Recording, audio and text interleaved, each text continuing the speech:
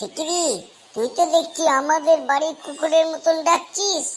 আরে হ্যাঁ হ্যাঁ, এটা আমি কদিন ধরে প্র্যাকটিস করছি। এই তোরা এবার একটু চুপ কর, স্যার আসছেন। Good morning, good morning. সবাই এসে গেছিস তো? হ্যাঁ স্যার, মোটামুটি সবাই এসে গেছে। আবার মোটামুটি কেন? সবাই কি তার মানে আসেনি? না স্যার, ফুসু আর নসু আসে নাই। কেন? ওদের আবার কি হলো? স্যার, কালকে হোস্টেলে না তালের বড়া বানাইছিল, ওই তালের বড়া খাইয়া দুজনের পেট খারাপ হয়ে গেছে, ওই জন্য ওরা আসতে পারে নাই। আশা করি ওরা খুব তাড়াতাড়ি সুস্থ হয়ে যাবে। এটা খুব সাংঘাতিক ব্যাপার। আজকে তোদের মৌখিক পরীক্ষা। হেডমাস্টার মশাই নিজেই আসবেন। ভয়ের কিছু নেই, আমি এখানে থাকবো। এটা হাফিয়ালি পরীক্ষা। আশা করি তোরা সবাই ভালোভাবে উত্তর দিবি। স্যার, কি ধরনের কোশ্চেন আসতে পারে? স্যার, সবাই এসে গেছে তো? হ্যাঁ হ্যাঁ স্যার, সবাই এসে গেছে। আপনি পরীক্ষা নেওয়া শুরু করতে পারেন। ঠিক আছে ঠিক আছে, কিন্তু ওরা দুজন এই গরমে টুপি পরে এসছে কেন? স্যার, বাইরে যা রোদ্দুর, ওই জন্যই দেখলাম মাথা গরম হয়ে যাবে। আপনি পরীক্ষা নিলে মাথা গরম হয়ে গেলে কি হবে, একটা হয়তো উত্তর দিতে পারবো না, ওই জন্য টুপি পরে এলাম মাথা ঠান্ডা রাখার জন্য। কিন্তু স্যার, এই গরমে আপনি মাফলার গলায় দিয়ে আছেন কেন? আরে এটা মাফলার নয়, এটা গামছা। ঘাম হলে এই গামছা দিয়ে মুছে নি। তাহলে কি স্যার, কাল থেকে আমরাও গামছা গলায় দিয়ে আসবো? না, তোরা গামছা গলায় দিবি না। এইটা স্কুলের ড্রেস কোডের মধ্যে পড়ে না। যারা বয়স্ক তারা গামছাটা ইউজ করতে পারে। ঠিক আছে, আজকে আমরা পলাশির যুদ্ধ নিয়ে আলোচনা করব। তোদের মধ্যে কে ভালো বলতে পারবে পলাশির যুদ্ধ সম্পর্কে? এই পগা, বলে দে বলে দে, তুই তো অনেক পড়াশোনা করিস। আমার তো কিছুই মনে নেই রে, আমি কি করে বলবো? স্যার, হাবু খুব ভালো বলতে পারবে। হাবুর মামার বাড়ি না পলাশির পাশে, ও হয়তো দেখেছিল পলাশির যুদ্ধটা। হাবু, কে আছিস? বল পলাশির যুদ্ধ সম্পর্কে। আমি হাবু, আমার নাম হচ্ছে হাবুল চন্দ্র পুরকায়স্থ, এইচসিপি। আমি অতটা জানি না পলাশির যুদ্ধ সম্পর্কে। আমার মামার বাড়ি পলাশির পাশে, তবে একদিন স্বপ্নে আমি পলাশির যুদ্ধ দেখেছিলাম স্যার। ঠিক আছে ঠিক আছে, সমস্যা নাই। যেটুকুনি দেখেছিলি বা পড়েছিস ওইটুকুনি বল।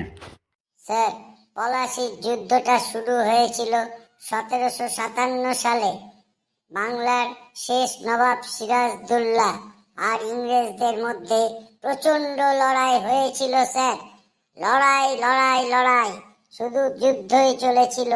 সেই সময় নবাবের সৈন্য সংখ্যা দ্বিগুণ ছিল ইংরেজদের থেকে। ভেরি গুড ভেরি গুড, আর কি জানিস বল। স্যার, সেই সময় সিরাজদৌল্লার সেনাপতি ছিল মির্জাফর। মির্জাফর বিশ্বাসঘাতক ছিলেন। সিরাজদৌল্লা সবই জানতেন, তা সত্ত্বেও তাকে দায়িত্ব দিয়েছিল যুদ্ধের। এটা যেন সেই অনেকটা খাল কেটে কুমির আনার মতন। কুমিরের 4টে পা আছে, মুখের মধ্যে অনেক বড় বড় দাঁত আছে, সারা শরীরে খাঁজ কাটা, একটা বিশাল লেজ আছে। কুমির মাংসাশী প্রাণী। আমার খুব ভয় লাগে কুমিরকে দেখলে। আমি সেইবার দেখে আমি গাছের উপর উঠে পড়েছিলাম। কুমির এসছিল বটে, কিন্তু কুমির সব কিছু খেয়ে চলে গেল। আমি ভয়ে চোটে গাছ থেকে আর নামতে পারিনি। হঠাৎ করে ঘুম ভেঙে গেল, দেখি কুমিরও চলে গেল, আমিও গাছের নিচে দাঁড়িয়ে আছি। স্যার, এ তো সাংঘাতিক ব্যাপার। এরা তো ভালোভাবে বলতেই পারছে না। শুরুটা তো খুব ভালোভাবে করলো, তারপর কুমির নিয়ে শুরু করলো আলোচনা।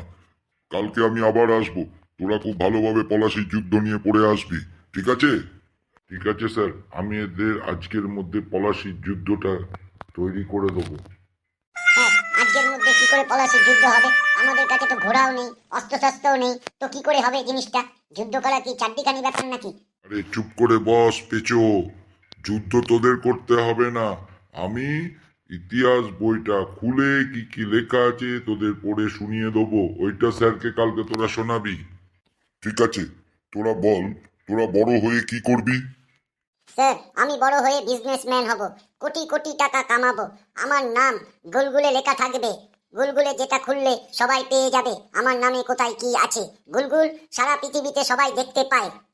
আরে এই গুলগুল এটা আবার কি? স্যার আমার মনে হচ্ছে হ্যাবলা গুগল বলছে। গুগলের উইকিপিডিয়া দেখলে আমরা সব কিছু জানতে পারি। হ্যাবলা ওই গুগলের কথাই বলছে। ইয়েস স্যার, আমি ওই গুলগুলের কথাই বলছি, যেটা সার্চ করলে সবাই পেয়ে যাবে, যখনই সে টাইপ করবে হ্যাবলা তখনই সব কিছু চলে আসবে। ঠিক আছে বাবা হ্যাবলা, তুই বড় হয়ে কি করবি?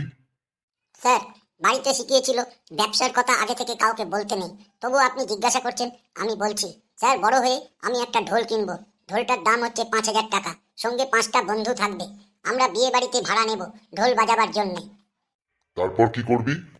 স্যার আপনি তো জানেন বিয়ে বাড়িতে যখন বাজনা বাজায় তখন অনেকে টাকা ছড়ায়, ওই টাকাগুলো আমাদের 5 বন্ধুরা তুলবে। এইবার যদি ধরুন 8,000 টাকা হলো একটা বিয়ে বাড়িতে, তাহলে 30 দিন মানে 1 মাসে আমাদের ইনকাম হচ্ছে 2,40,000 টাকা। তারপর স্যার ওটা 1 বছরে মানে 12 মাসে প্রায় 28,80,000 টাকা হয়ে যাবে। আর আমি ইনভেস্ট করেছিলাম মাত্র 5,000 টাকা। তারপর বিয়ে বাড়িতে তো খাবার দাবার সবই ফ্রি, আমরা তো খাবারের পিছনে কোনো পয়সাই লাগবে না, সুতরাং ইনকামই ইনকাম, আমরা সবাই মিলে ওই টাকাটা ভাগ করে একদিন করোড়পতি হয়ে যাব। সে কি রে, তোদেরকে আমি পড়াশোনা শেখাচ্ছি এই বিয়ে বাড়িতে ঢোল বাজাবার জন্যে? না, এই ব্যবসাটা ঠিক নয়, কারণ বছরে সারাদিন এই বিয়ে বাড়ি থাকে না, সুতরাং আমাদের আরো ভালো কিছু ভাবতে হবে। ঠিক আছে, আজকে স্কুলে ছুটির ঘন্টা পড়ে গেল, কালকে আমরা আবার আসবো, তোরা ভালো ভালো ব্যবসার আইডিয়া নিয়ে আসবি আর আমাকে বলবি। আমাদের ব্যাংকের যে ফাইন্যান্স ম্যানেজার আছে উনি লোন দেবে বলেছেন, আমি ওনার সঙ্গে কথা বলে নেব। আর অবশ্যই পলাশির যুদ্ধটাও তোরা পড়ে আসবি। Okay sir. কোনো সমস্যা নাই।